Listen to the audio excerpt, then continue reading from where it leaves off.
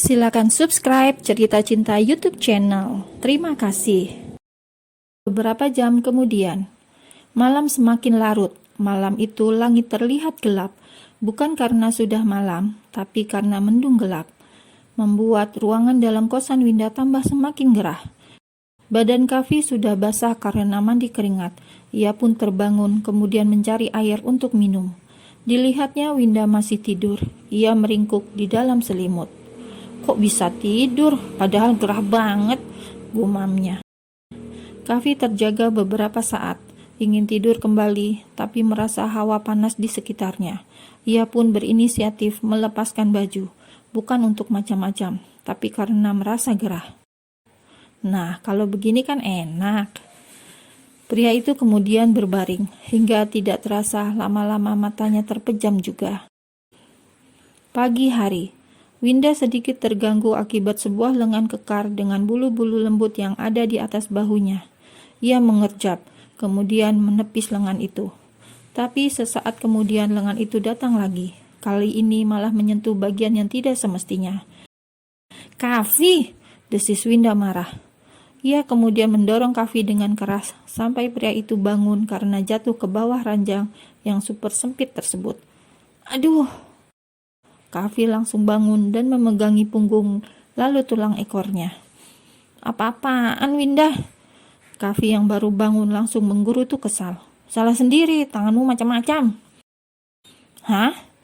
Kavi kemudian menatap Winda tidak percaya. Meskipun ia tidur dan tidak sadar, ia tidak akan macam-macam. "Jangan GR kamu, Win." Cetusnya kemudian bangun. Ia berdiri lalu meraih baju yang tadi ia letakkan di atas kursi. "Cih, lalu kenapa kamu nggak pakai baju? Dasar mesum.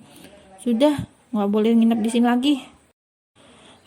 Kau masih hutang padaku, Winda." Kavi memakai baju sambil menekuk wajahnya. Karena memang Winda berhutang. Lagi-lagi Winda kalah debat. "Segera akan aku ganti," ucap Winda kemudian. Dan hal itu hanya dibalas senyum remeh oleh Kavi. "Uang sebanyak itu mau cari kemana? Sepertinya kau juga pengangguran," batin Kavi. Setidaknya ia akan aman menumpang pada Winda karena masih kabur dari rumah. Tok tok tok. Saat keduanya masih asik berdebat, tiba-tiba ada yang mengetuk pintu. "Cepat masuk kamar mandi," ucap Winda sambil berbisik. Ia menarik lengan Kavi dan menyembunyikan pria itu dalam kamar mandi. Setelah menarik nafas, ia kemudian merapikan baju lalu membuka pintu. Klek. "Iya?" Winda sempat kaget. Pagi-pagi Bu Kos sudah bertamu. "Kamu bawa tamu pria masuk ke dalam?" Mata Winda melotot, lalu menggeleng. "Enggak, Bu," jawab Winda spontan. "Bagus, sebab di depan gerbang sudah ada operasi pekat, penyakit masyarakat. Mereka sudah mulai dari kamar paling depan. Saya cuma mau memastikan kalau semua aman. Saya mau kasih tahu penghuni kos yang lain." Wanita bertubuh subur itu kemudian berbalik, mengetuk satu persatu pintu anak kosnya sebelum mereka kena grebek. Sedangkan Winda, ia yang kaget merasa bingung. Apalagi pria-pria dan wanita berseragam coklat sudah kelihatan di ujung sana. "Siapa tadi? Apa sudah pergi?" Suara Kavi di belakang tubuhnya membuat Winda terkejut. "Aduh, sembunyi di mana? Mereka sudah dekat," ucap Winda panik. "Mereka siapa?" Kavi mau mendongak melihat siapa yang ada di depan. Tidak tahunya dua orang pria sudah ada di depan pintu. Sudah jatuh tertimpa tangga. Mungkin itu yang dialami Kavi saat ini. Anak terakhir dari pasangan keluarga konglomerat itu tidak ada habis-habisnya mendapatkan kemalangan. Baru selesai masalah satu, sekarang ia harus mendapat masalah yang lain. Ya, ini semua karena ia menginap baru satu malam sudah terkena musibah. Pagi itu, ketika baru bangun tidur, tatanan rambut masih kusut, tiba-tiba ada operasi pekat. Operasi penyakit masyarakat. Mana pernah Kavi mengira bahwa ia akan mengalami hal sekonyol ini. Dua orang berseragam dinas itu memeriksa langsung kamar kosan tempat Kavi dan Winda semalam tidur. "Tunjukkan kartu identitas kalian," titah salah satu di antara mereka. Winda menelan ludah. Hal semacam ini biasanya hanya ia lihat di TV saja. Mengapa jadi kejadian nyata di tempatnya dan malah menimpanya? Sambil berbalik mengambil tas, ia pun mengeluarkan dompet dan menunjukkan KTP miliknya. "Ini Pak," Winda mengulurkan KTP-nya. Setelah itu, petugas pekat yang lain ganti menodongkan KTP pada pria yang tertangkap basah bersama Winda di dalam satu kamar kosan kecil itu. "KTP Masnya mana?" Kavi mengumpat dalam hati. Bisa-bisanya ia kena razia seperti ini. Dan tanpa banyak kata, Kavi mengeluarkan dompet yang isinya tinggal beberapa lembar gambar gadis-gadis melakukan tarian Dayak tersebut. Petugas razia pekat kemudian mengamati KTP keduanya. "Kalian pasangan suami istri?" "Mati aku," desis Winda panik dalam hati. Sedangkan Kavi, ia mulai bisa membaca suasana. Pasti petugas tidak percaya mereka tidak melakukan apa-apa di dalam kamar itu. Seorang wanita dewasa dan seorang laki-laki dewasa juga tinggal bersama di kosan. Apa yang akan orang lain pikir? Pasti sudah memikirkan hal yang negatif. "Apa kalian pasangan yang sudah menikah?"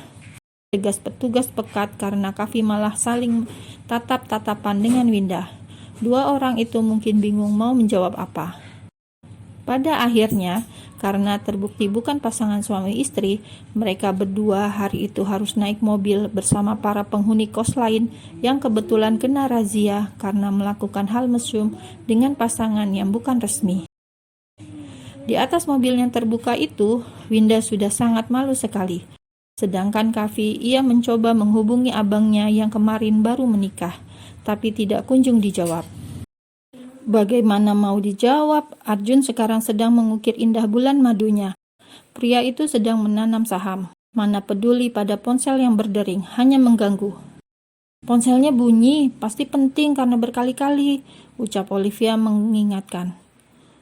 "Biarkan saja, hanya Kavi," jawab Arjun yang tidak bisa konsentrasi pada ponsel karena sedang fokus melakukan hal yang lain, yaitu sedang melakukan investasi untuk jangka panjang. Di tempat lain, Kavi dan Winda dibawa ke Mako, markas komando. Kavi mendesis kesal karena Arjun sama sekali tidak menjawab panggilan telepon darinya. Sedangkan Winda, ibunya masih di RSC. Sedangkan ayahnya mana peduli dengan hal semacam ini. Baru juga panggilan sekali langsung di-reject. Winda hanya bisa menghela nafas dengan sedih.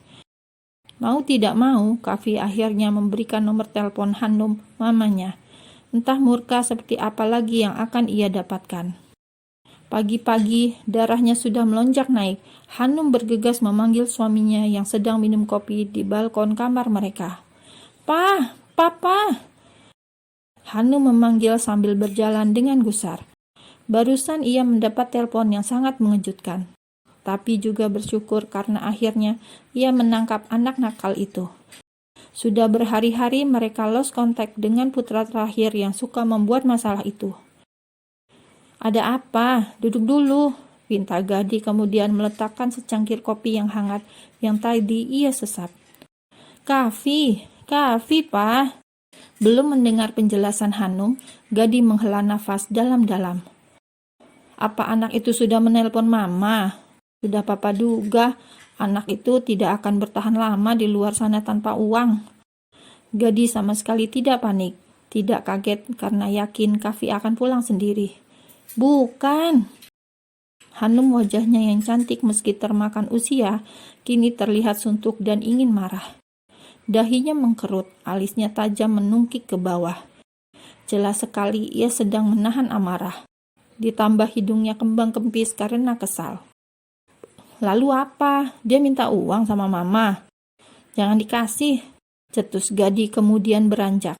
Ia malas, sedang marah juga pada keputusan Kavi yang memilih pergi dari mereka hanya demi seorang gadis yang matre. "Kavi di Mako," ucap Hanum lirih. Terlihat sekali ia sudah hilang kesabaran sampai mendekati putus asa. Kavi benar-benar parah daripada Arjuna. "Maksud Mama?" Barulah gadis syok. Ia kemudian meminta Hanum untuk menceritakan apa yang terjadi dengan jelas. "Sekarang Papa ikut Mama."